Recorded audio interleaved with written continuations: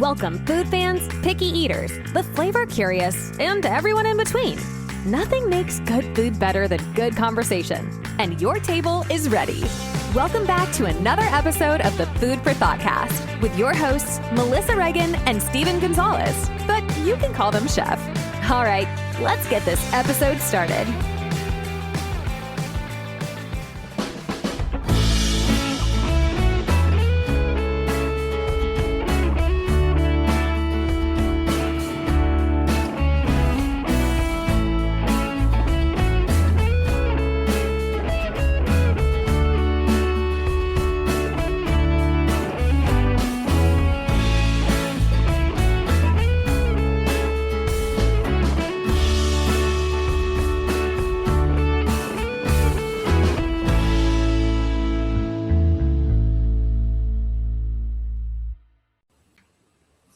Hey there, food fans. Welcome back to the Food for Thoughtcast with me, your host, Melissa Reagan, and my co-host with the most, Chef Steven Gonzalez. What's up, Steve? Hey, buddy. How are you? I'm fantastic. I'm super stoked. Tonight, we have a guest. We are talking to Chef Blackwell Smith from Lucky Cajun Seasoning. Hi. How are you? Hello. How y'all doing? Good. Fantastic. How's it going? Yeah. Super good. How's your Monday been so far? Has it been a Monday or has it been good? My Mondays are always okay. So when you run a small business, there's no Monday, there's no weekend, there's no Friday, there's no Wednesday. Yeah. It's all days. Every day. So yeah, we had orders came in, so that's positive. I worked on stuff on the website. So I feel good about I had a productive day. Nice. And Chef, where are you joining us from tonight? Chattanooga, Tennessee. Oh, okay. Yes. Amazing. All How's the right. weather over there? Yeah, how's that working out? It's awesome. I mean, yes, this weekend was beautiful. Saturday morning was kind of windy and chilly, but Sunday was like out of control. It was perfect. We're having a string of perfect days in Raleigh as well. It's sunny, no clouds, and just, I don't know. It's warm, but not too hot, if that makes sense. It's just kind of perfect. Right. It's just right. Same in the vast desert of West Texas. Actually nice. No complaints. Nice. Yeah. Well, Chef Blackwell, thank you so much for joining us. Every week we ask each other and our guests what was the most amazing thing you ate. And Steve, I think it's my turn to be in the hot seat. Yeah, if I'm not I was going to mistaken. say, you're about due to go first. That's right. It's okay. It's okay. You guys, I made buffalo.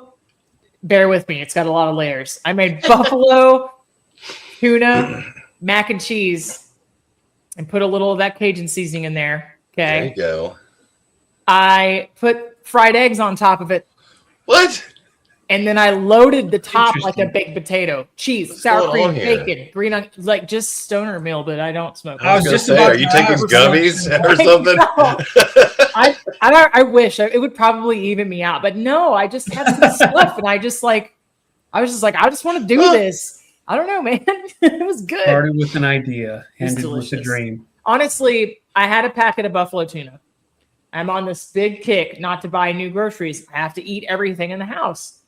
Right. I'm like, I'm not going to eat it. I need something to conceal this flavor. I'm a little bit iffy because me and tuna have a thing. And so I was like, I'm going to hide this in some mac and cheese. I was like, I'm going to season it so it's really spicy so I can't taste the tuna. The seasoning was phenomenal, by the way. Just the depth, I hate a Cajun seasoning that's all spice. I know you know what I mean, right? I know exactly what you're talking about. It all hits right there and it's nothing but bite. And I'm not a fan. This was not that, right? This was layers and levels and like chef's kiss, but so good. So good. Very nice. Yeah. Steve, what about you? So on Saturday, we went to my buddy's place called Chill and Vibe Grub Hub.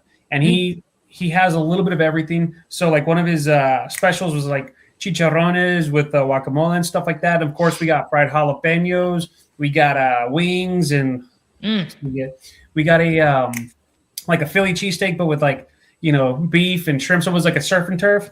Man, everything was so good. And I think I still have some leftovers, which I need to eat. But my God, I ate so much, so good. Yes.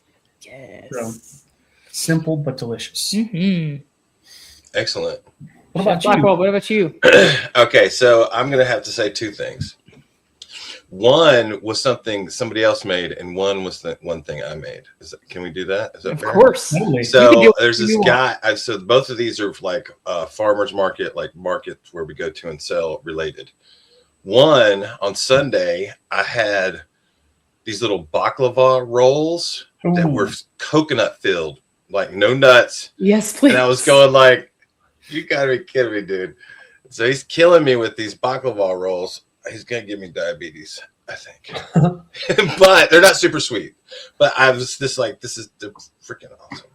And then the thing I made was the market we did on Saturday. I got like this beet pasta and some sheep's milk feta. And then I boiled them and then sauteed some garlic and some kind of green, I can't remember, like arugula maybe, and then tossed it all up into the pasta and then sprinkled it with that like fresh feta.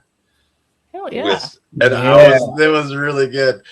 Yes. I just want to get straight. You said beet pasta. Yeah. Okay, So they just use like, the juice is like dyed. The juice. It actually had a little beet flavor, but not like, it wasn't like. I bet that feta and that like earthy beet flavor was just like the zing and the umami. Like, oh man. It all went together. It was delicious. Sounds so good. I love a farmer's market. I haven't seen a rolled baklava in a hot minute, but like they always have pistachios. So I'm a coconut fiend. This guy knows what he's doing. Put it in anything. He's from Athens, Greece, and so he's like real. He's the real deal. Like, that must be one of those Greek things baker. that you get some in somebody's house over there, and it's like not never see it in the tourist spot. I don't know. I don't know what's going on. I'm just happy he did it because I love coconut. I cannot love coconut enough. It's so good. It's so good. Well, Chef, I want to hear about your story. I know part of it takes place in Baton Rouge.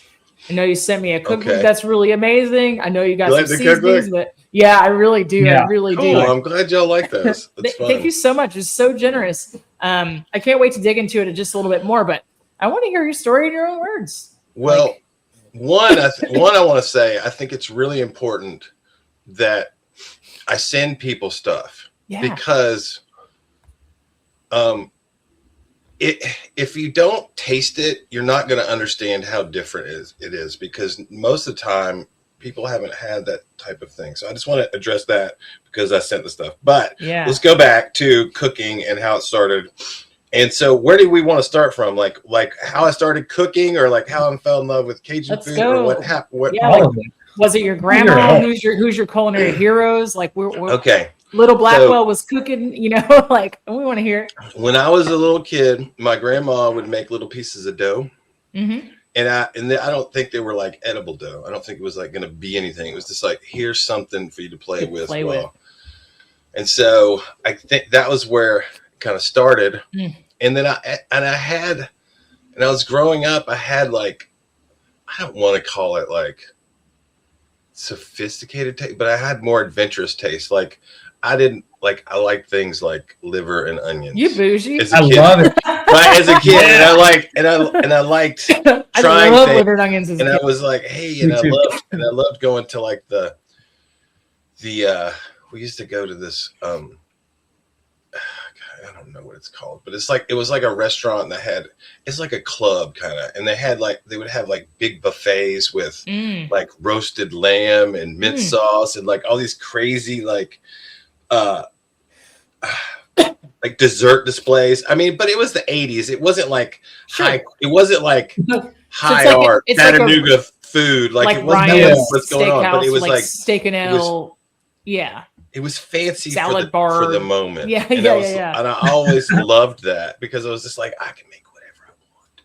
I can have whatever I want. Yes. And then eventually I ended up going to high school in Baton Rouge, Louisiana, and I realized that their food was a lot more flavorful than the food that I grew up with. Like you do. And I went, what is going on? So like I say this, it's like tasting in black and white and then like full color.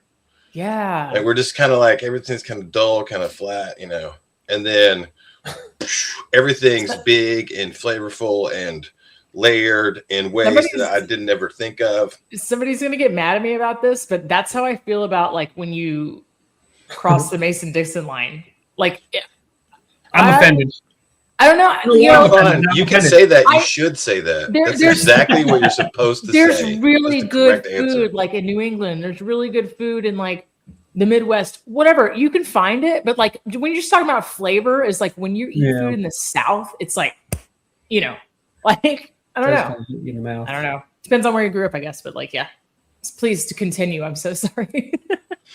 And so, also, well, I think I want to backpedal here for a second. So my dad also used to do things like we'd go and he would make barbecue. He would get like the kettle grill and he would barbecue ribs and chicken. Like, so we always were doing something on the grill during the summer. And there was this barbecue seasoning that they used to have here in Chattanooga called Lucius the King. And he was like the barbecue guy in the 80s. They still sell it. You can buy it. You can buy the recipe. I don't think he has anything to do with it, but you can buy Lucius King seasoning still today. Nice. And so that was like big thing too. I remember just gathering around and everybody eating and just enjoying it. And it was just kind of celebratory. Right. And so fast forward again, back to Baton Rouge. And so I ended up going to culinary school because I fell in love with the food. And many years later, traveling around the country, I had this seasoning that I was messing with, and I would always add something or take something away. And it wasn't like necessarily tracked. Like I didn't track what I was doing. I was just making it, and I was just having fun with it. And, one day during COVID, my son started asking for the seasoning on food. And I was like, what are you talking about? Like, what are you talking about, the seasoning? He's like, no, that stuff that you make. And I went, what? I was like, the seasoning, those thing in the little jar over there? He's like, yeah. He said, I was like, well, what do you want it on? He's like, whatever. He just wanted the seasoning.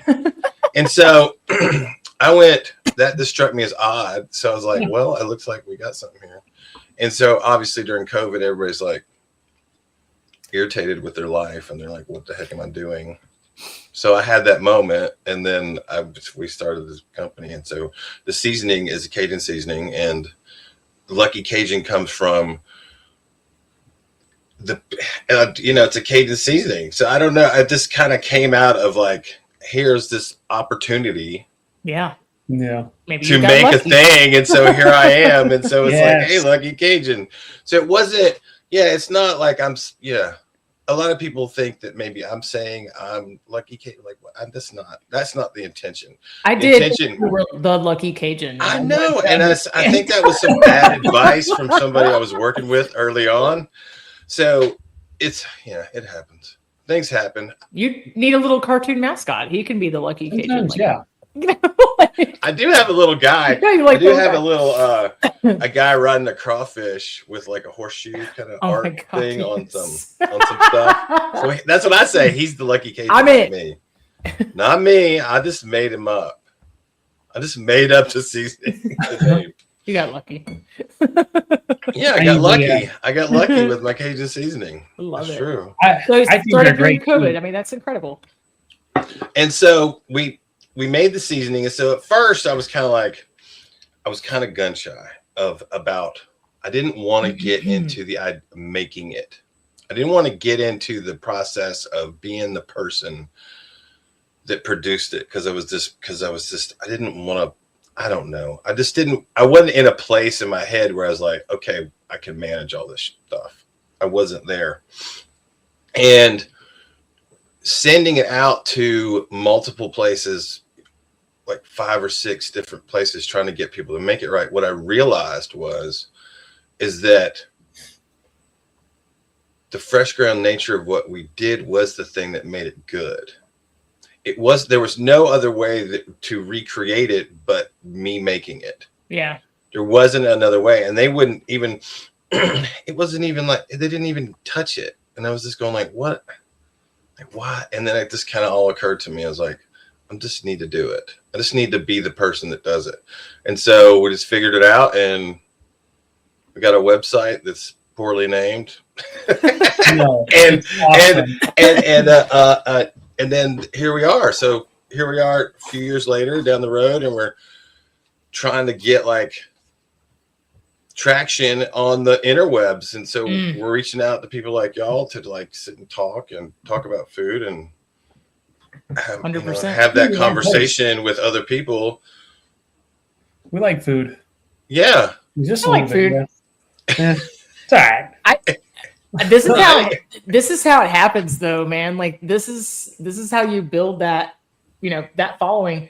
You've got a customer now. Like I'm going to keep buying this stuff. So I think it's great. I've got it right here in front of me. So yeah, buddy.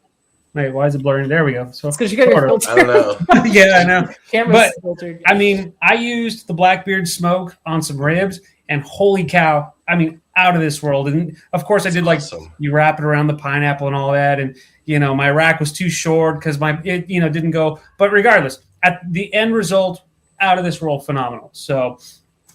This one, cool. the jerk seasoning, I also put on some wings as well because, of course, chicken wings takes on almost any kind of flavor. But the jerk seasoning, damn, it was good, really, really good. Oh, you had different ones than I did. I did pretty much. I think I did.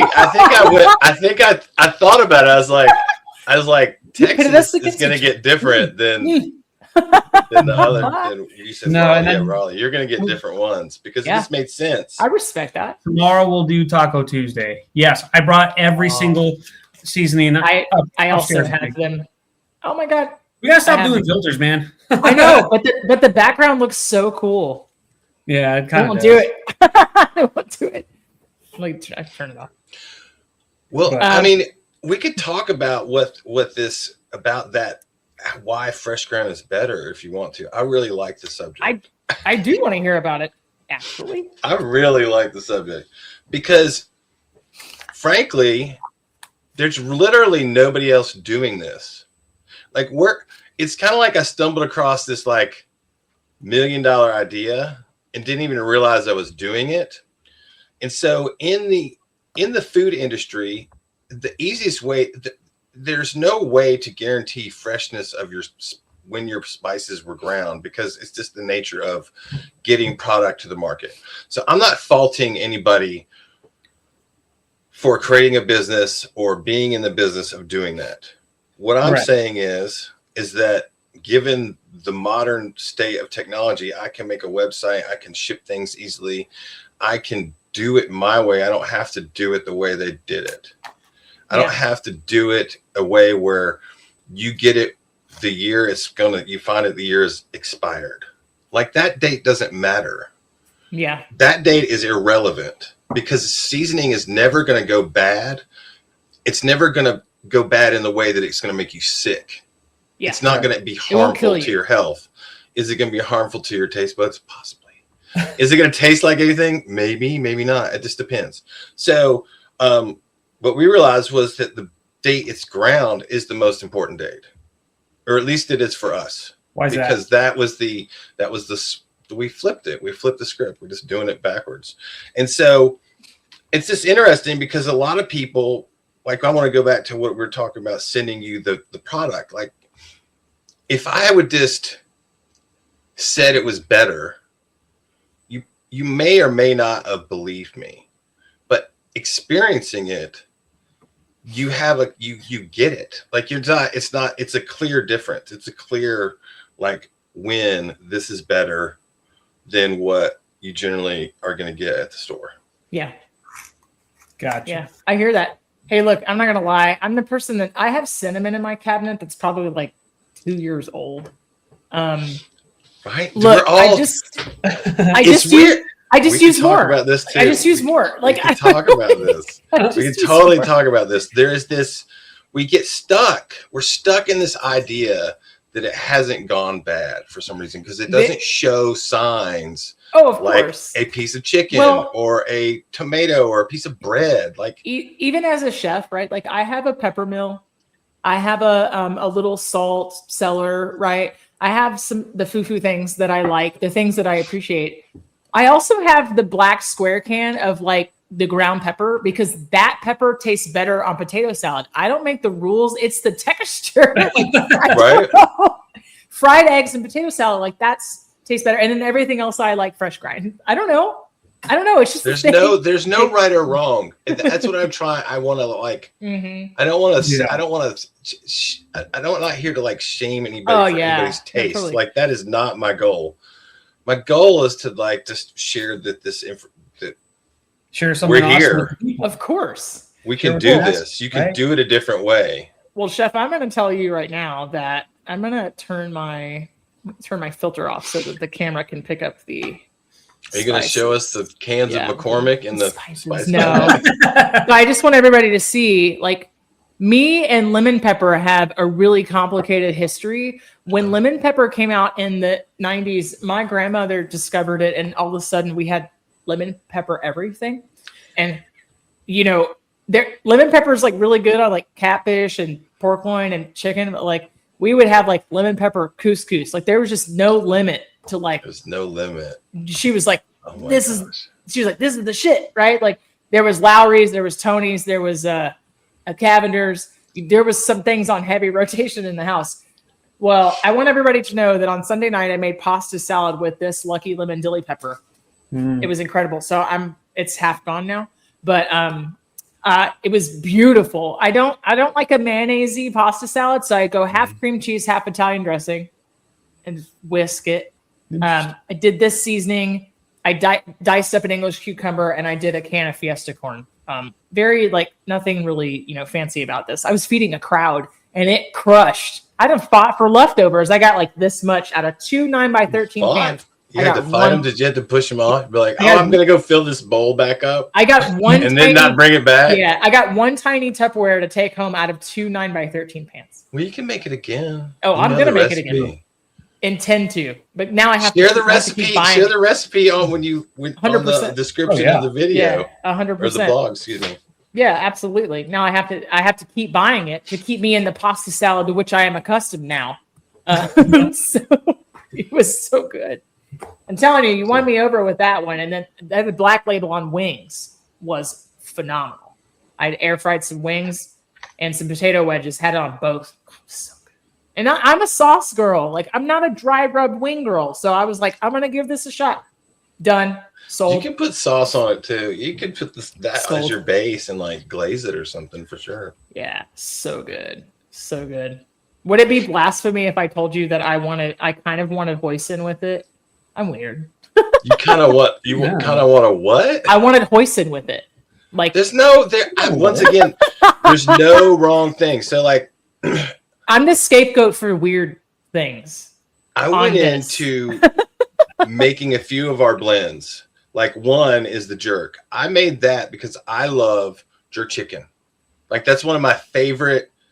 Like if I could make that 2 or 3 times a week without people getting mad at me, I would be okay. I would be okay. Like give me some like little pigeon peas and some plantains. I'm ready to go. Yes. And so when you make stuff, people do whatever they want with it, right? Like there's no, and so people came back to me with what they were using the jerk on. They were using it on burgers, in their mac and cheese. They were making like spicing their sloppy joes mix up with it. Yes. They were putting on shrimp, fish, eggs, popcorn, bacon, grilled veggies. And I went in burgers and I was like, what? I was like, what are you talking about? Smoked cream cheese, like all this stuff that I didn't ever think of. Like all these things that like came to mind. I was like, what in the world? And so what I kind of had this epiphany like last week was all seasoning is all-purpose seasoning. It's just a matter of taste. And I think that the idea that one thing is for fish and that like all that kind of thing is just a marketing thing. It's a guideline. It really is. It's a marketing thing. There's a really, really great friend of ours, friend of the show, Chris Finch, and I want to send you some of his barbecue rub because I think you would enjoy it. Not that I think it's competing with your stuff, right? But Chris Finch from Garland, Texas, he has a Lone Star beef rub, and I was telling him one time, I was like, I've only ever used this on vegetables. Like it's good. It's good. It has beef in the name. He goes, in our house we put on everything. So, yeah, exactly. What I really like about the jerk seasoning is one of the ingredients is Scotch bonnet peppers. And of course, all you think of is like hot. not spicy at all. Like you get that little bit of kick, but it's not overwhelming. Like I think these seasonings are just so well balanced. We're not. We're trying. Here's what we're trying to do. We're trying to max. Chilies have a ton of flavor in them. Yeah, and that's I think what people that like really spicy food, like I think that they taste that more than most people. And so what I try to do is I try to maximize that chili taste without going over the edge, to not going to where you just taste hot. Yeah, like you can still taste everything in they're enhancing flavor instead of like masking it maybe. Yeah. And so yeah, it's fun. We made a new jerk. It's called Total Jerk. And we added scorpion pepper to it. Same. So we did make a hot one. I want it. Like 4 new blends now. I want it. So like on right, I'm gonna go buy all the things. Could you put like a picture of Steve Martin from The Jerk? Like no, I don't know if that's a copyright thing, but you know, I think that would get pulled down. I think they would. but yeah, even like on the smoky Cajun, you know, you got smoked habanero. Again, for someone like me, I see stuff like that. I'm like, might be a little too much, but we're gonna try this, and out of this world, phenomenal. You know. And I know a lot of people who like to brag on how spicy they can go. Oh, yeah, I can eat this and I can eat ghost peppers and all this other nonsense. And it's like, you have fun with that. I'm going to enjoy my food. But like with these, like I said, the spice kick, you get a little bit, but the flavor kick, holy cow, it's out of this world. That's what I'm saying. There's tons of flavor in there if you get everything like lined up right. Yeah. And so another thing, jerk, like the jerk, the main spice in it is allspice. And so when it's fresh ground, it almost has a sweet flavor. So we don't even there's no sugar in our jerk seasoning, but it does taste like it has a little bit. There's something about allspice that can really give that like kind of nutmeg, right? Like it's really has that like sweetness, kind of honey notes or whatever. Allspice. It's all the spices. I remember where I remember going to Jamaica for the first time, and they will feed white people like myself. You know, they will feed us what they think we want to eat, maybe. And I was like, no, I want what you're eating. I'm good. I want what you're eating. They brought out a plate of curried goat, jerk chicken, Reese Peasy, all of it. It was like Thanksgiving. And so they tried to give me Thanksgiving. I was like, I don't want Thanksgiving. I don't even eat Thanksgiving. Like I've had that before. I was like, I'm in Jamaica. I was like, I want what y'all are eating today since you're not celebrating this. And they brought it all out. One of the things they had where we were was a jerk burger, but they had taken all the jerk flavor and just put it into a sauce. And it basically has just dunked the entire innards of the burger and like put 2 buns around it. You kind of had to like assume the stance like over a trash can. Dude. That's awesome. It's so good. I think I lost a pound just sweating eating it because it was hot. It was hot, but I like hot, so it's fine. It really turned on all the endorphins. I was like, if this is like the happy chemicals, then I'm happy. I like it. It's so good. So you moved on from playing with pieces of dough, and you went to culinary school. What would you tell somebody who is interested in culinary school? I'm always interested in getting another chef's take on this. Like what? Like. Would you tell them it's a good idea? Okay. If you have to pay for the whole thing, that's risky. Because it can be kind of expensive, and like the reality is that you're not going to be the head chef when you graduate from culinary school and make enough money to pay for it. You're going to be the grunt. You're going to be the low man on the totem pole. So I think there might be an ethical issue with it. Like they promote it as like here's these, you know, they kind of make it look like it's this glamorous thing, and I think people get into it and they're like, what happened? Oh, it's 100. It's like 100% predatory. Because I don't think they're all like. Here's the thing. Like I don't think every school is like that. I'm just saying. Of course, a lot of it can be. Yeah. You know, a lot of schools like won't let you enter the culinary school unless you've worked in restaurant kitchens. Like it's kind of like, you know what you're getting into, and you know, like this is what, you know what the drill, you know what the deal is. Steve and I went to culinary school together, and then Yeah. reconnected after a number of years, and do this podcast together now. Right. And that was not the case with our school. If you could sign a check, you could get in. Oh, Yeah. fun. So, but we both are like, wildly successful and whatnot. But I just laugh because people go like, "Oh, you're a chef? Like, I want to go to culinary school." I'm like, see if there's an art institute. Maybe it's cheaper. I don't know what to tell you. Like, pay your bills. It's really important. Make sure you can pay your rent and you have money to eat, and like go work in a restaurant and learn there.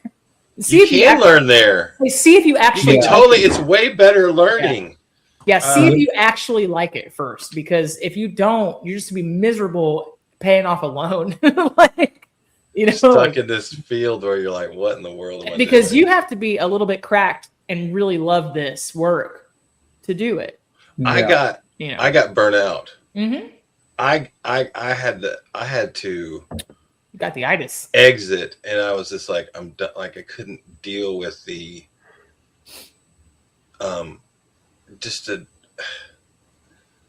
it just was like, it was the same cast of characters at every restaurant.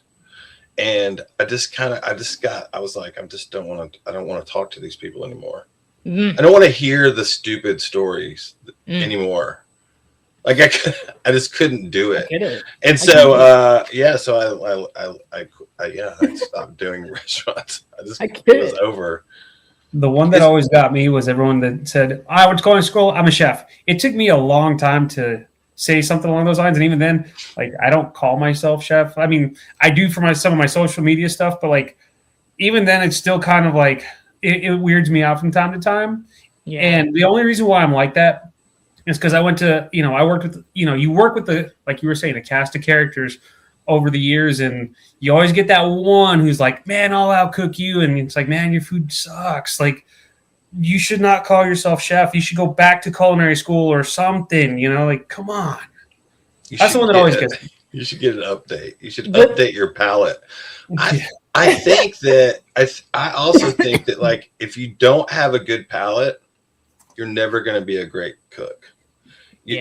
You're just not. I don't think it's something. I don't think if you can train it.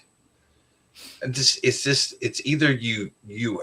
I think you can learn it. I think you can want it, and you can develop it, but you can't like force somebody. You can't be like, they're not gonna. It's not gonna work. It doesn't work. I get that. I totally get that. I mean, a great example is like, I kind of think lobster is overrated, but I can make it 30 different ways that you'll love. Right. You know what I mean? But if it was if I felt so passionately about it that I wouldn't eat it, wouldn't taste it, and wouldn't use it, then it's extremely limiting, right? Like, I don't care for licorice, particularly anise or fennel, but I've tasted a lot of things over the years where I'm like, okay, I can see that. Like, okay, this wasn't terrible. Like, it's still not my first choice, but I think in that way you can learn to like something if you taste it in the right way. Right. But developing somebody's palate to be deep is not a thing, I don't think. Like Cajun seasoning. Like like I have people come up to my tent like every weekend. It's the same. I hear the same thing. I don't like Cajun seasoning, and I go, well, maybe that's because you haven't had good Cajun. You haven't had mine before. Yeah, exactly. Maybe you. And so, and another thing about what we, and they taste it and they go, it's not that salty. It's like, well, no, it's not, because I didn't just fill it full of salt. I've got stuff. I mean, there's salt in it to activate the flavors because you need that. Yeah. But I think there's a lot of things that are about what we do that it's like a barrier between people are scared of it. And I can't, once again, you can't change people's minds about stuff, but like, I think there's a lot of people that would really like what we would do if they would just taste it. Yeah, absolutely. You might be surprised. Yeah, you could be surprised. So how many different flavor blends do you have currently, and are you working on anything new? Okay, so currently, we had 12, and now we're added those 4 more. So the new ones are what we call Bebe. And Bebe is a there's no chili peppers. There's no like black pepper in it. Mm. And but it's a base seasoning with all these other spices. So it's really big and flavorful, but not spicy hot. And the logo is a mermaid voodoo doll with the lighthouse crown. I love it. Yes. That's Bebe. And then we have the Total Jerk, which is just our jerk seasoning with scorpion pepper. So it's the same exact blend. I'm so in. I love scorpion peppers. And then we made a blackening seasoning with scorpion pepper. And it's not really like, I'm calling it like a tropical blackening seasoning. Like, because it's not like a Cajun blend. It's a little different, but it's definitely like hot, and it's definitely like you can blacken with it and it tastes awesome.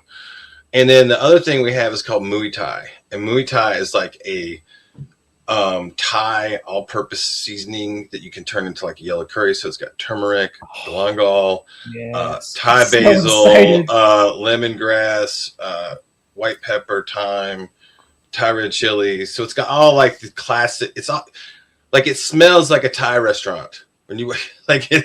I'm so ready. I'm ready too. I love it. It's pretty good. So it's really awesome on like grilled meats, but new stuff. So new things. We have a hot sauce that another hot sauce. We have one hot sauce right now that's a green cayenne sauce. It's vinegar based. We use distilled vinegar and barrel aged Prosecco vinegar. So it's like sharp and smooth finish on the back end. And then we're doing this other one that's like, it's Thai red chili, Scotch bonnet, and orange fatali pepper with like other little like light spice in it, like not like I guess like turmeric and thyme and black pepper, garlic, salt, and with rice wine vinegar, and we're calling that Lucky Sunshine. And then we're gonna do a garlic allium heavy version of the Black Label. Yeah. So it's gonna be like a garlic. It's gonna be like we're just gonna load it up. Is it gonna skew like ranch or like Italian? No, it's just gonna be the Black Label. Basically, we're gonna take that blend and then we're gonna add like shallots, chives, black garlic, whatever. We're gonna load it up. So it's gonna be this like really oniony, garlicky Cajun blend. And then we're gonna call that Vampire Bullets. Yes. I'm so excited. We're gonna call that Vampire Bullets. And then what else? Right now I'm kind of like I'm not even going to release that other one because I haven't even put these other new ones on the website yet. So it's like, like there's like it's a process, so I don't like to go ahead of it too far. And then we also got another cookbook that's coming out whenever it's finished, but I haven't like formatted it to be ready for printing because that's a whole nother thing. Because I self-publish because nobody's going to publish my stuff because I'm a crazy person. It's not like a traditional cookbook type situation.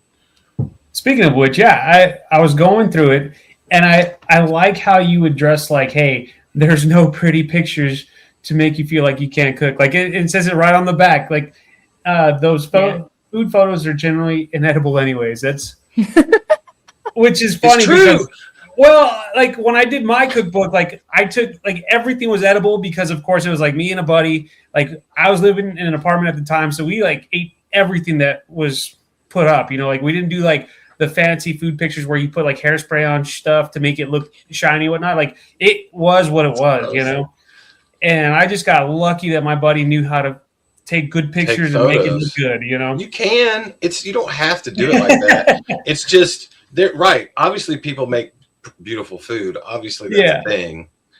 But a lot of times, I just love the approach, though. Like I just love your approach to it. Oh, thank you. Well, so my thing was going back to who is the cookbook for? Is it for me or is it for someone reading it? And if it's for someone reading it, I want to encourage people. I want to make people feel encouraged, not discouraged. Gotcha.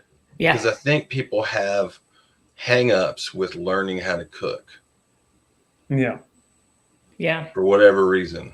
For whatever that is, it's a real thing. And but I also wanted to make it for people that make it interesting enough to where like people like you would like it too. So I think I accomplished it. I hope I did. And to where it can appeal to like people interested in cooking, and like it's entertaining and informative for all types of people at all different levels. Yeah. Yeah. I like it. I like when things are easily approachable. Like I understand that. I do and I don't understand people's hesitance to like not cook without a recipe. I don't use recipes often at home unless I'm baking. You know, it's a suggestion, it's a guideline, it's kind of a skeleton. But I get when people just want that comfort. They need the guidance, you know. But Yes. they're so afraid to get anything wrong, which like rightfully so, right? Groceries are so expensive right now that nobody has time to be like messing around and making something three And times just screw it up. or like, yeah, and then you're end out up with something you can't eat $80. or you don't want to eat. You're like, I get that too, you know. I'm like, okay, I understand that, you know. Failure is public. Yeah. Like you're gonna everybody's ready to eat, and then it's like, is it okay? Womp womp. Is it edible? So I was in the next book. I thought about this. So when you do a book, okay. So there was initially it was like I want to make this big cookbook. I had this idea that it was going to be this big cookbook, and it was to be all these different things. And I never got started. And then I kind of sat back and I went, what if I just took a subject, just to get something started, just to make something, and just create something and just self-publish it and just do it. And that's what this is. But in the process of doing it, the smaller book, what I realized was like I came up with new ideas that I could put into another one. And so I could develop the quality or uniqueness or whatever. I could make it better, I think, or make it different. And so one was like in the books, you'll see those line drawings, right? So in the new one that we're going to do, it's going to have bigger line drawings that are full page. So it's going to be like a coloring cookbook. And we're going to do that. And then I'm so in. Heck yeah. and then I kind of was thinking about like, what is these hangups that people have with cooking? And I realized what is that if someone has the recipe, but they don't have the skill set to do it, the recipe is useless. Right? So it's like, recipe is just like this guideline, but if you don't know how to like use the knife and like sear of this and cut of this, Sure. then all of that's irrelevant. So what we decided to do was, it's a fish cookbook, and what we do is talk about the different techniques of cooking, and then what types of fish go good with that. And then here's a whole list of sauces that you can make that are different skill levels, different abilities, and sides that you can go with this, and you can mix and match those however you want. Nice. And you can have a great meal. So it's like, I'm calling it the anatomy of the bite. And then also we're going to have, for the things that are a little more complicated, like grilling fish, we're going to have little YouTube tutorials. Like I have a little QR code that goes to like a YouTube tutorial so they can That's see brilliant. me doing it. And so they're not like, how the heck do I do this? I'm going to show you. And it just got more and more fun and more interesting. And so like, and then when I get through with publishing this one, I'll probably have another idea. I'll be like, I should have done that. I should have done this. And I'll write all that down, and then we'll do another one next year. And we'll just keep going. And then who knows? I don't know where it's going to take me. You know what I mean? Because I'm all open. I'm completely open to doing anything. Yeah. I'm not like afraid of like, I'm not trying to have a, New York bestseller. I'm not trying to sell 1,000 copies. Like I'm trying to just like make as many as I can and sell as many as I can and make it as fun and useful as possible. Yeah. I love that. I love that so much. And you've been doing this since COVID, you said? Yeah, it kind of started during the process started during COVID. So like when we were trying to get people to getting co-packers to do it and getting fed up with that, like that was a really frustrating time. But it was also led me to understanding like what made the product important. What was important about what we were doing was the process of grinding it fresh and getting it to people as soon as possible. Yeah, 100%. I don't think everyone realizes that either. It's like the little steps that make a huge difference, you know? And some people forget along the way. Right. It's it's little things. I mean, every chef, every food scientist, every person that works with food at a high level is all going to pretty much agree that fresh ground spices taste better. Like, it's not 100%. like there's not someone out there going, except for you're like little black pepper in there. It's just but most people, it's just for those two things. It might as well be like black pepper dust at that point. But I can't explain why. I just get it. good. I totally get it. There's things that I use that like people are like, "What are you doing?" I was like, "Man, I can't help it." I like the flavor. I like what I like. But that's what I'm saying. Right. It's like, it's not. Most people are going to agree that it's that, and so it's just. I think it's it's one of those really interesting things. That's like, we're all like, so many people are doing it wrong, but everybody knows that they're doing it wrong, and no one's done anything about it. No one's trying to do anything about it. So I'm trying to do something about it. I also have an article on our website called Lucky Cajun Science of the Sizzle. And so like, we were, part of growing online is like learning how to deal with Google, right? And learning how to like SEO and all that stuff. How I'm sure that y'all think about all those things, right? To you, right? And so what we decided to do, we were like, how do I get people to our website? So what we're doing right now is like, I'm handing out little things and to our people at the market saying, Google Lucky Cajun Science of the Sizzle, read the article, go to the bottom, put your name in and be entered to win money. So I was like, not like actual money, but store credit. Because I was like, if we don't get people to the website, then they're not going to bring people to the website. Right. So we're just coming up with fun ways to do everything and like make it a thing. So I'm calling it like fighting the algorithm. People love that. Kicking Google in the data centers. People like that. So we're having fun with it and making it fun. And I'm literally I think this is going to be like my whole centerpiece to like my content, like literally going forward until because I'm like, this is the thing. It's fun. It's funny. It gets people engaged. It gets people reading about the stuff that we're talking about. And so it kind of like it does all these different things at once. Yeah. Checks all the boxes. Yeah. So you talked about having intent. So I assume that's like the local farmers market where you are? There's a bunch of different stuff. So there's like on Thursday, there's a little farmers market in Ottawa, and then there's going to be another one that's at the Chattanooga Choo Choo that we're going to do. There's a free live music thing downtown Chattanooga on Friday night. We'll be there. Saturday there's like multiple markets, so sometimes we're always at one, but sometimes we'll be at like 2 or 3 other ones, just depending on. You can be everywhere. We try to be as many places as we can be. And then Sunday is the big one. It's the Chattanooga market, and that's where I got the coconut baklava. And now, how many people are working with you? Because at first I thought it was like you, but then you're saying we. So I'm like, okay, so we meaning like people helping with the markets. So like at the Chattanooga market, it was like me, and then there's this lady who's talking to people and talking about like the article and getting them to do it there. Because like if you give somebody a handout, guess what? They might forget. It might go in a pile. So we were literally trying to get people to do it right then. And we ended up through through social media and handing out and talking to people and our email list, we got like 100 people hitting that page this weekend. So that's like pretty, like compared to what was happening before, which was none. Like, it's like we still got people going. So like there's still people like dinging on it right now. So I'm going to just keep doing it. I'm going to keep doing it. If I got to play their game, I'm just going to play their game. I'll just figure it out.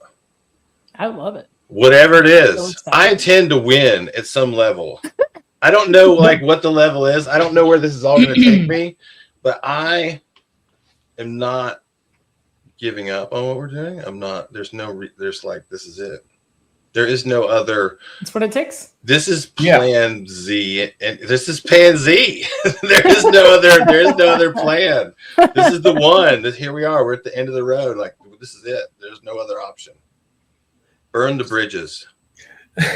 So where can people find you? Like, so you got a website. Are you like on the socials and all that stuff? Yes, I'm on social media. So we're on YouTube. Lucky Cajun Seasoning on YouTube. Lucky Cajun Seasoning on Instagram. Lucky Cajun on Facebook. Those are kind of like the main places where we're at. And then the website is theluckycajun.com. And you can find that article. Lucky Cajun Science of the Sizzle. Google it now. Google it. Don't wait. Hold on, wait. I'm getting your socials right now. Following you there. So what we did, today, like this was the thing that we did. Today I put, like this weekend, it was like, hey, send me a screenshot of the thing of you being on the thing. And today it was like I put in a raffle widget at the bottom of the article. So what that forces people to do is to go to the bottom of the article to fill out the form, which is another thing that Google looks at. I know I shouldn't even be talking about this, but all the things. It's what I think about now. All the things in your house are listing right now. I'll know at first, it was like I needed to be the guy that made an awesome seasoning and food products. But now I'm the guy that has to learn how to market and sell those awesome seasonings and products. Like that's the new person I have to be. And so, I mean, I'm in it. Like I'm learning stuff. Somebody was like saying, you need to hire like people. And I was like, no, I need to know how to do it. So if I hire somebody, I know if they're full of it. You know what I'm saying? Like, because at some point I'm going to have to hire somebody, right? At some point I'm going to have to hand off more. You have to know how to do their job. And I'm going to have to know, right? Or else it's like hiring a car mechanic. Like if you know nothing about cars, they can basically tell you anything. And so this Google is complicated like a car. So I didn't want to be like, it's complicated. So I wanted to make sure I understood it thoroughly. And also that's to my benefit. Like a lot of people aren't going to spend the time to do that. Most seasoning people are not going to, or hot sauce people are not going to go, sure, all right, I'm going to do all this weird stuff that feels unnecessary, right? But I'm on a mission, so I have to do it. I love it. I'm here for all the things that you accomplish with your mission. But I want to know if there are other sauces coming. The Lucky Sunshine. Okay. That's the sauce. That's the next sauce. I mean, it's already made. So hot sauces are a little different than seasonings. Seasonings all fall into a category of like production. So I can do any kind of seasoning I want. Sure. I can also, under my license, I can do I could make like dried food mixes too. Like anything that's dry. Yeah. I can put into a bag and sell around the US. Hot sauces, you have to get those tested because they're potentially hazardous. And if you don't have your chemistry right and pH balance right, you can have something that's can explode. It can poison people. Yeah. And so you don't want to do that. You don't want to hurt people. So it's like to test it. So I have in the testing process with that right now. And then maybe there's I don't know. I don't have another one. I don't have another sauce. I wasn't sure there was that I'm looking at. Like I'm like marinades in the pipeline or no, we're not. See, the reason why we're doing vinegar-based sauces is because it's a really low level of entry and they're simple to do. Like one of the reasons why I'm doing seasoning is because it's about the easiest damn thing you could make. Like there's no cooking, there's no pasteurization, there's no making it's easy.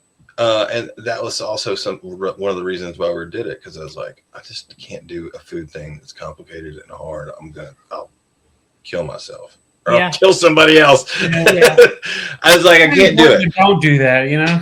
I don't want to write. I was like, we got to keep it simple and we got to just do this. And so there is that like the creative part of me, there is this like shiny object thing. Like we could make a bunch of different sauces, and it's like, right. But I don't need that. That is a distraction from the needing to learn these other things. Yeah.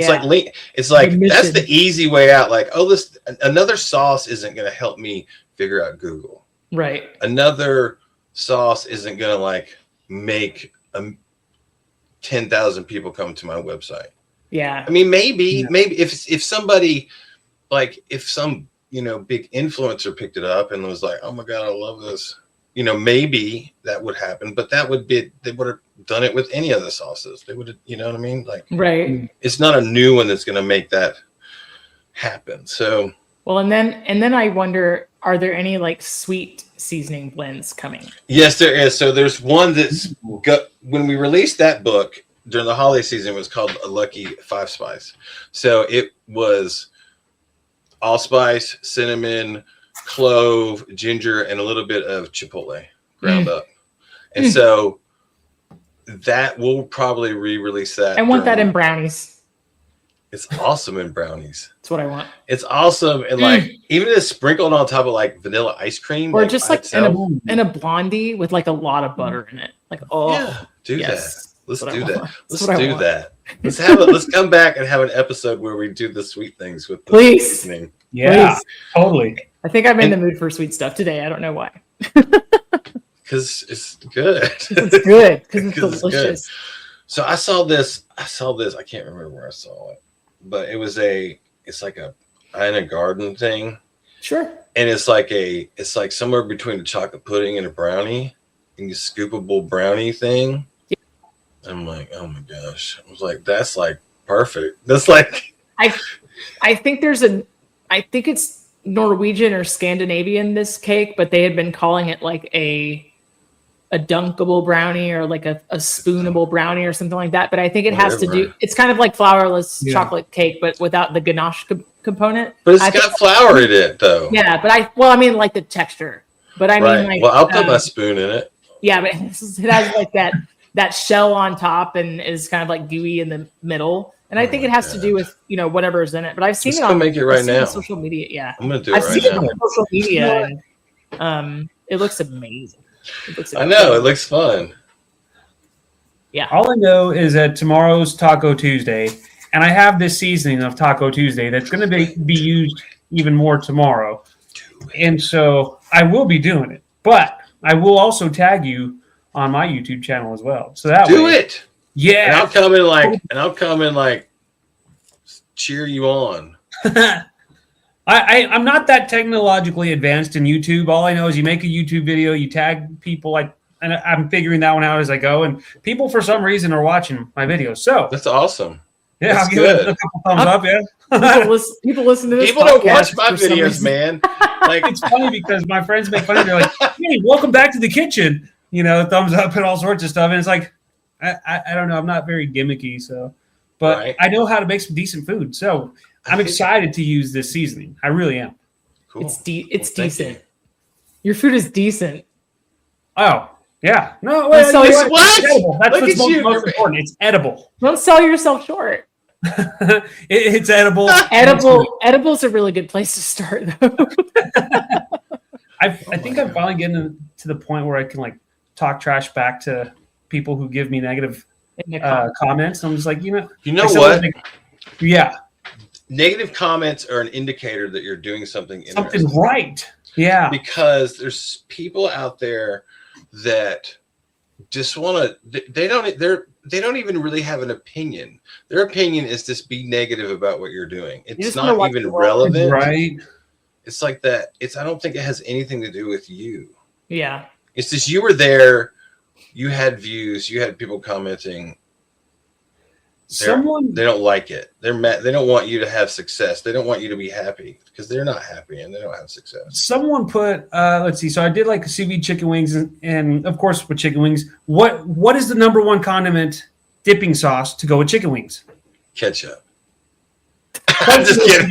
Wait a minute. It's blue cheese dressing, I think, or ranch. I was going to say ranch, but I mean blue cheese is pretty damn good.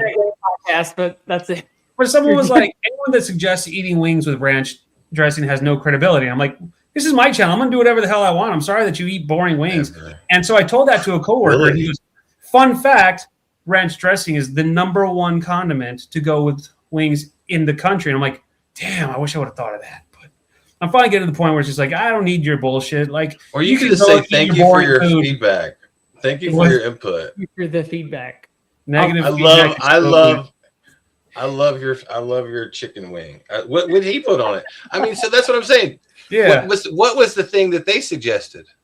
They didn't suggest anything. They didn't suggest a better option. Like, if you're gonna cut down ranch dressing for your wing, you need to come piss back off with a like lot of people in the process. Slamma-jamma. Yeah. Shout out to, I don't remember the guy's name, dickhead. Yeah. Let's find him. Let's go harass him. Let's find his channel. And guess what? He didn't have a channel either. Right. Probably. Right? He didn't post anything, but he's an expert.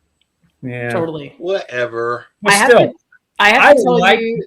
Go ahead. Tell us. No, you tell us. No, it's okay. It was a little bit of a segue. It's unrelated to YouTube, but it's okay. I was just gonna say, I love, bringing people up, like that's the good stuff. Good people who bring up other good people. It's a good time, and then you get to experience different foods, new seasonings. I'm telling you, it's good. It's good to be good. It's good to be good. It's good to do things right. Good to be kind. And it's good to be kind too. That's heck yeah. What was your segue, Melissa? I apologize for being rude. Oh, no, you weren't being rude. I kind of felt like there was a natural pause, and I was like, oh, nope, I misread that. I was just going to tell you guys this fun story about a guy we got as an intern from culinary school who fancied himself a chef, and I think that you'll both really appreciate this. Oh no, it's so good. On his first day, I asked him to melt 2 pounds of butter, and I look across the kitchen, and there's like butter running out the front door of the microwave. And I'm like, what is happening? He just put him in there with the wrapper on, you guys. He just put him right on the plate. I was like, you could clock out. Yeah. We're good at home. I was like, you can go, chef. It's all right. Are you serious? Dead serious. Like, what the? You gotta learn, I guess. You start somewhere, okay? Dead you do. Okay, serious. right. You do have to start somewhere, but like, that's the kind of thing that that's what makes chefs crazy. Like real people that cook, like that makes people crazy. So yeah, true. You just he's like, I'm a chef. I'm like, I think getting $12 an hour, and you graduated a month ago.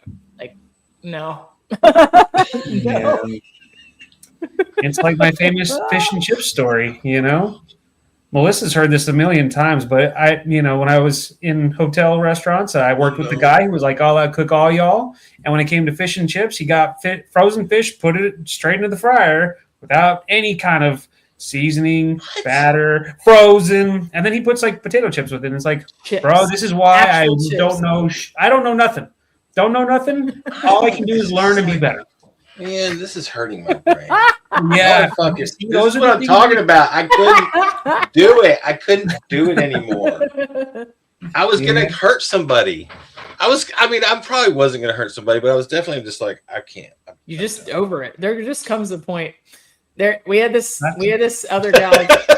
That's when hot pans fly across the kitchen, We had this other gal that had joined a team, and she was the same type of deal as an intern. She ended up being the last one we hired because we were over it. But the old ovens, right, with the dial, and so it would be like, it wasn't like digital or anything like that, so the timer would go off. Oh my gosh! I'm trying to think of a nice word. Person would go over to the oven I was going to be like, this bitch used to walk over to the oven when things were done, and she would stand in front of the oven while the timer was still buzzing, and she'd be like, it's ready. It's ready. It's ready. What do you mean? It's ready. She would just scream. She'd be like, it's ready. It's ready. And finally I walked her. I was like, turn it off. And get it out. Then it's done. If it's ready, get it. I'd be the type who'd be like, what's ready? So I have told this story like countless times to different places where I've worked over the years, and it's become a full-on bit, and it's my favorite. Anytime a timer goes off in the kitchen, there's 8 people. It's ready. I'm gonna do that tomorrow, dude. It's so good. There's a timer. Where's the timer? Next video. It's ready. And everybody's gonna look. Yes, they can do it at home, and everybody's gonna be like, "What are you?" It is the best. I was on a Zoom call the other day, but I was like just one room over from the kitchen, and I could hear the combi like behind the wall, and it was like beep beep beep beep, and I heard 3 line cooks go, "It's ready." You knew. You knew it was coming. Go. Yes, you was there. You were ready for it. Let's go. I was like, turned the camera off real quick and walked in the kitchen. I was like, "Let's go, guys. I've taught you well." I was like, "If you learn nothing else, like we have a comedic." At least she knew it was right. She knew it was ready though. And I think like I'm like, okay, well, I'll just hire the timer then. Like we don't have to pay the time. Like we'll just get the timer. Like, I don't know, dude. Oh man, absolutely insane. That was it was a wild day, man. I pushed all that stuff out of my head. I don't even have it. I can't even think of any like stories like that. Like it's all compressed. It's all like pushed way down. Shove it all down, and then you put if I let it out, on top. I might go crazy. See, there's so many that this would turn into like a 4 or 5 hour episode. You know. The things you see like coming up in the industry are absolutely insane. Do you have any fond memories though of your time in the kitchen? I think I don't know. It was weird. It was like I love cooking. Like I love making stuff that tastes good. I really enjoy that part of it. I really enjoy that like moment. But it's like all the other stuff just ruined it. Like it just took the just for me, it took the joy out of it. And it was like there wasn't, and I didn't see a way through it. I didn't see a way to get to where, like, what does this look like a year from now? Where does this look like 2 years from now? What is this? How do I get to that? What am I doing? Like, why am I here? Like, there was a lot of that stuff. Like, I didn't know what I was doing. Crisis. I was having existential crisis. Yes. Yeah. And so it's okay. You know, it was okay. It's good. I mean, right. It's like, I'm here now. Mm-hmm. So like, whatever. Like the past is the past. Like you can't do anything about it, you know? Yeah. I think the majority, I don't think every bad thing that happens has to have a reason for it to happen, but I think that most of what we go through is useful. I'll put it that way. I think experiences are useful. Right. Like you learn something. There is definitely a learning element to painful experiences. Yeah. For sure. If it's a bad mistake, you just make sure you never do it again. Yeah, don't just do that. Like go back into a restaurant kitchen. Yeah, it was weird. But I ended up working at this, like, kind of the moment I realized like I didn't want to do it anymore was I was at I'm not going to name the place, and I'm not going to drop names. I'm not going to do any of that stuff. But it was at a restaurant in Napa Valley, and it was a place where they had, like, it was a great chef that was doing it, and they had everything, and they had this awesome like wine list, and it was like I met all kinds of famous people, and those are really hard places to work sometimes. And so like the thing is that there was lots of wine. Because there was lots of really expensive bottles of wine that weren't getting finished. Yep. And there's a lot of people drinking that stuff. Yep.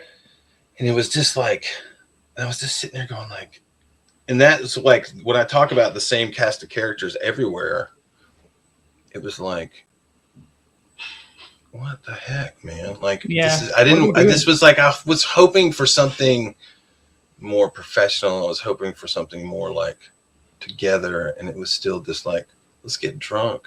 Let's just get drunk at work at the end of the shift. And it's like, what? I was like, I was disappointed. And the chef was mad and angry. And I was like, this guy has everything. He's got They got awesome clients. They got awesome. He can get whatever kind of food he wants. They have a farm that like grows stuff. Like, you know, the whole thing. He had the whole thing. Yeah. And still miserable. And it was just, it was kind of like, I don't want this. This is not what I want. Now, I'm not saying everyone's like, I'm not saying every kitchen's like that. Sure. Yeah. Like, obviously, I have a feeling like there's some kitchens that are pretty awesome to work in. I think there's some places that are not like that. But more often than not, they are kind of like that. The people that I've brought up behind me and like under me, I always tell them that food is easy and people are hard. Like cooking's super easy. People are hard. Like especially in that environment. Just getting along with people, tolerating, you know, compromising, agreeing, like seeing eye to eye, you know, like disciplining people, holding people account. People are hard. The food part is easy. That's the easy part. It's the people, man. And you need them to run the business, but it's hard and it sucks a lot sometimes, you know. Right. So it is. And sometimes it's wonderful, and sometimes it's like you have these great moments, and 100%. I have often thought I wanted to start some sort of cottage industry. I thought maybe there was one time in my life where I was going to make all this amazing granola, and I was going to start a granola business, and it was going to have all these fun food pun names on it. Do it. Food puns. I don't know. I don't think I have granola bills. I think I need to work for somebody else bills. So for now. Right. Well, a lot of people like the way I've noticed a lot of these people that do it, like the great thing about a farmer's market is that you kind of have this built-in, if you have a good product and you're personable and you have a way to like present it, you have a whole system, like you kind of can have you kind of have a built-in clientele. Well, it's really great because you become a part of the community. You're not a nameless building. You're not a faceless corporation. You're in it. You're in it, right? And you get like access to all this awesome, like I get to get awesome food, get trade seasoning for like awesome cheese and awesome produce and awesome meats and like great fresh bread. When you started this during COVID, you had no idea what the bartering possibilities were. I didn't have, that wasn't it. I was just trying to find that was like, that's just been the like icing on the cake, the cherry on top or whatever. It's been good. It's been awesome. Like I get to be creative and like, and going back to that thing about like when people give me feedback on what they use the seasoning for, like I just get all this great cooking input and ideas and ingredients that I would never have imagined. That I didn't have before. Like it's almost like I'm learning more about food now than I was when I was working in kitchens, because like kitchens are really focused on a specific thing. And like now I'm going like, there's so much, like it's just it's different. I have a different perspective. Soliciting every single person's input in the kitchen is a surefire way not to move forward with a solution for anything. Right? Right. You have to, I'm in charge. Shut up. Like nobody asked you, or, you know, I don't like that because I don't like lemon zest. Well, cool. Just it doesn't talking about this is a waste of time. Right. Just even like discussing it is worthless. And so, now you're in a different situation where it's like, it is beneficial for you to hear all of this feedback. Right. So it is beneficial. It's totally beneficial. I love that. It really sounds like you found your niche. I have. And I'm also, it's been an interesting, it's been fun. I'm having fun with food. That's what it's all about, man. Like it's really cool. Like that's what's cool in a long about time. It, right? And people go, you need to have a food truck. I'm like, shut up. And here's what I said. This is what I said. I said that if it was in support of the business and it wasn't for making money, yes. Yeah. Like if it was a way to like, if we were doing like big food events or something and like, but it wasn't about like having be profitable and having to like here, all that stress is this like this is a marketing thing, then yes. So again, it's possible. You might see a lucky kid. You might see what a jerk food truck somewhere one day, serving a million jerk chicken, using jerk seasoning a million different ways. It could happen. I just think it's just jerk wings. You don't need anything else. I don't know. It could be. No, man, we got to have silly stuff in there. You got to put Fruit Loops on it or something. Hey, I went to this place in Cleveland that put Fruit Loops on hot dogs, and I didn't hate it. It was really good. Hey, that's what I'm saying. Like sometimes stuff just tastes good. It was good. I can't explain it, but it was fun and whimsical, and it felt wrong, and also great. It was good. Cereal on hot dogs. It was this place called Happy Dog, and you got like a golf card, like a golf scorecard, and like a little pencil, and there was like 800 toppings you could ask for. So I think the dog that I got was so it's like a build your own wild man hot dog. Yeah, right. So I think one of the dogs that I got was like fried egg, hot Cheetos, Fruit Loops, chili. I don't remember what else. It was ridiculous. It was so good. You need to have those guys on here. On that wacky you have those guys that make that hot dog place on here and talk about where did they get to that place. So it's completely BYO, but everybody was like, "You got to put Fruit Loops." That's the thing. I was like, they were like, "That's the move." I was like, "That's what move?" What? Like, don't tell me that's the move. Like, I'm gonna move if you tell me that. I'm gonna move that way. I'm gonna move on. We're gonna move on from this conversation. All right, so we've had an amazing time talking to you tonight, Chef. I really appreciate it. This has been incredible. I can't wait. So I'm going to go buy all the things, and I've already used up 2 of the packets that you sent, so super duper excited. I think I will do a cookbook giveaway for one of our listeners. Can I say something? And of course you can. Can I say free shipping on your first order and free shipping on orders over 30.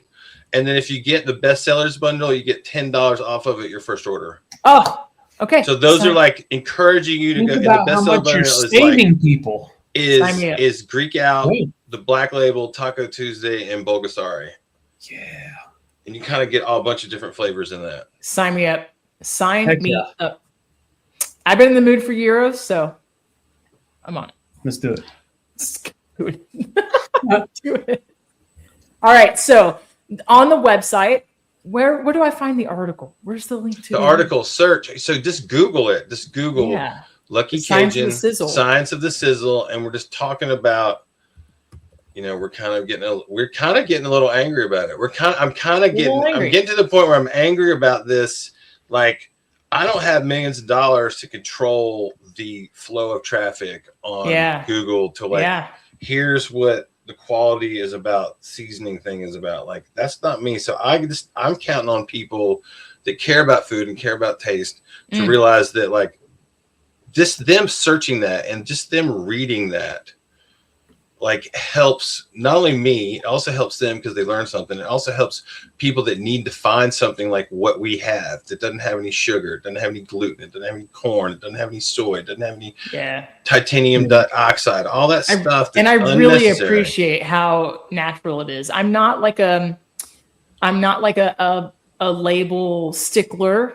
There are some places where I appreciate chemicals because they well preserve me and they make things taste good sometimes, but I think there's also places where they don't belong, and I agree. So I don't need them. Yeah. So more power to you. Cool. So hey, this was incredible. Everybody, please go check out the Lucky Cajun. We will tag you in all the socials. We will steer our listeners toward all the things. What are you cooking this week? Tell us. Okay, so remember those 4 seasonings? Mm-hmm. So I'm gonna have to do some like kind of product photo kind of stuff with it. Okay. So I'm gonna have to use. Honestly, I don't know what I'm gonna do with it. I'm like today was like dive into the Google this of my business, and then later in this week it's gonna be a little bit of what are we gonna cook? Like, what am I gonna put on the page? Because it's. Okay, it's a food photo, so it's like it has to like it has to have like contrast in it. Like Yeah. it does. You have to have like different colors and different things, and it just can't be. Yeah.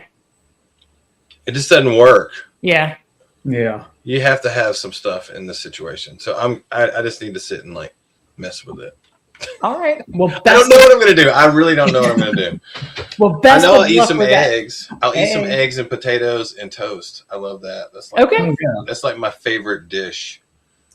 Let's go. How do you like your eggs? Sunny side up Mm. with some toast, And you and then dip like it in the some yolks. roasted potatoes and then hot sauce. Oh, all right then. Nice. I'm not mad at it. Steve, what are you cooking this week? Tomorrow, because it's Taco Tuesday, we'll be making something taco. I don't know yet. I've done all sorts of stuff. Like it's like chicken tacos. I've done a ton of different beef ones, lamb tacos. I think I might go vegetarian. Sweet potato, avocado. I don't know. All We'll right. figure it out. Nice. We'll throw darts at a board, and whatever lands. Whatever sticks. Love it. Yeah. Love What about it. you? Chicken and lentil meatballs with a red coconut curry sauce and roasted sweet potatoes. That's what's on the menu for the next couple days. Sweet. So some Awesome. ginger, jalapenos in there, mirepoix. Yeah, excited. So gluten-free by accident, like because I just don't have any binder in the house. So I was like, what can I use to put in? Oh, I have leftover curried lentils. Well, that'll bind a meatball. I was like, we're good. We'll do this. So I got to grab some cilantro or maybe some basil. I haven't decided which curry country You I do want to both. steer toward. I could do both. It's crying out for something green and fresh. It might end up being spinach, to be honest. So like or green beans or something like that. But it's going to be amazing. Right now the house smells like jalapenos and ginger, which is not terrible. So No, it's not terrible. yeah. Well, hey, thank you so much for coming on. Thank you so much for talking to us today. Wish you the best of luck with all future product launches, and you have earned 2 lifetime customers and hopefully many more to Thank follow. So you were an amazing guest, but right now we got to go. So I'm Melissa for Steve and for Blackwell. We'll see you later. Bye-bye. Bye. That's a wrap for today. Until the next episode of the Food for Thoughtcast, make good food, eat good food, share it, and be kind to one another. Thanks so much for listening today. You are part of what makes us special, and we are so glad you joined us. Don't forget to rate, subscribe, and leave a review. Just like food, delicious podcasts are better when you share them with others. Come back for seconds wherever podcasts are served, and we'll catch you in the next episode of the Food for Thoughtcast.